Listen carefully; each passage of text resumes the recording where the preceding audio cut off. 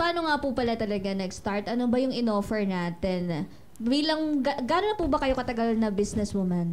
Nag-start ako 2013 ng 2013. online selling. So wala pa, hindi pa uso yung ano, kasi di ba nauso mas lalo nung pandemic. Pandemic na. Pero oo. ikaw, Pero 2013, nag-online ka oo, na. Pero Established. lulubog lilitaw siya kasi I have worked then that time. 2013. Ano Yes. po yung work niyo, ma'am? Meron kaming may milk tea business din ako that time. So, 2013, meron ng milk tea? meron na, 2013. So, uso na pala yun.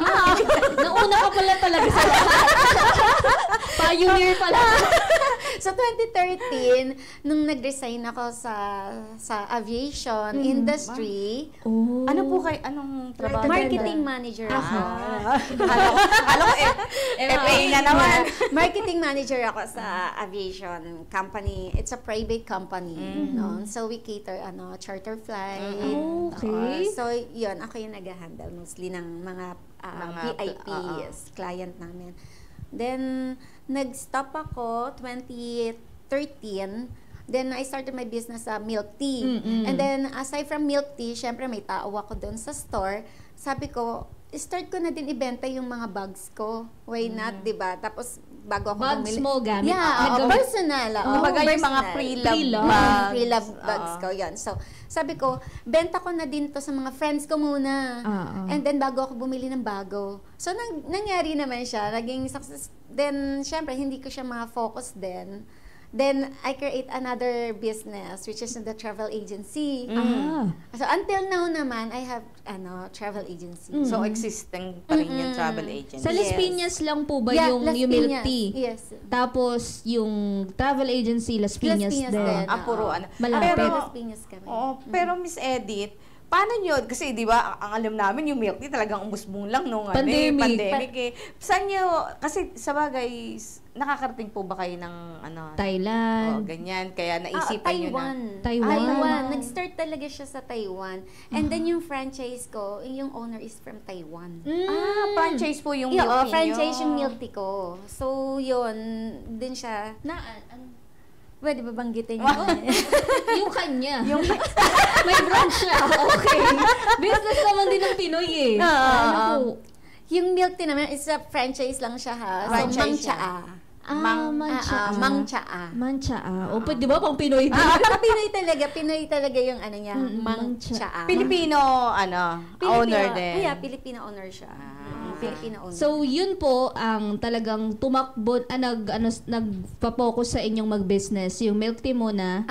Hanggang ngayon meron. Na-stop na ako sa milk tea. So, ngayon, right now, nag-focus na ako dito sa fragrances. Okay. Then, nag-start naman tong fragrances ko, year 2006. Nag-start naman ako mag-collect ng mga perfume. Pero ano na yan? Mga luxury brands. Luxury brands, yeah. Pero never ko silang ginagamit. As in, collection lang. Magkano po yung, ang mahal lang mga pabango, di ba? Nagre-range siya ng 15,000 to 29,000. Okay. Yung perfume. So, ang ko sa kanila is, biling ko lang. Then, wala na. Naka-stock na lang siya. Lang. Merong ka lang, parang escaparate. Storage talaga para hindi mag-evaporate yung perfume natin. Kasi ang perfume talaga is hindi naman niya na-expire as long as maganda yung storage mo. So, yun siya. Kaya sabi ko, bumibili ako ng perfume pero never ko naman sila ginagamit. So, why not mag-create na lang ako ng sarili ko na mura lang para magamit ko naman at ma-share ko din sa iba. Kapwa ko. So, ayan na siya. Pero yung mga perfume na kino-collect mo, kasi di ba nakakaantay ng mga nagdedekan? Yung hindi ko na salin, takal. Hindi ko siya naisip idekan kasi mahal pa rin. Like, if you sell 1 ml, nasa magkano pa rin yung 1 ml lang? Minsan nasa 750 yata, ganyan. Then yung 5 ml, nasa 2,000 na din. So, depende sa brand. So, sabi ko, maggawa na lang ako ng, magtimpla na lang ako ng sarili kong perfume na long-lasting din, mabango din naman. At least, ma-i-enjoy ng consumer. Hindi sayang yung pera. Buti, Ma'am Edith, hindi nyo na pag-isipan na mag-produce ng inspired at na desisyonan nyo na gumawa ng talagang sarili. Diba? So, yung nag-formulate po tayo, inaral natin? Nag-online ako. Seminars? From US yung So, So, kaya may certificate ako na ng perfume talaga. ano po yung unang-una ninyong naaral na scent? Yung una kong is yung Luna Fortuna namin. Luna. Ayan. At saka ano pa po? Sige, para baka may babatiin. Wala na. Wala akong babatiin. Pero pa-follow na lang po kami sa aming Facebook page na lavishmaison.ph, and then aming Instagram account is lavish_maison_PH.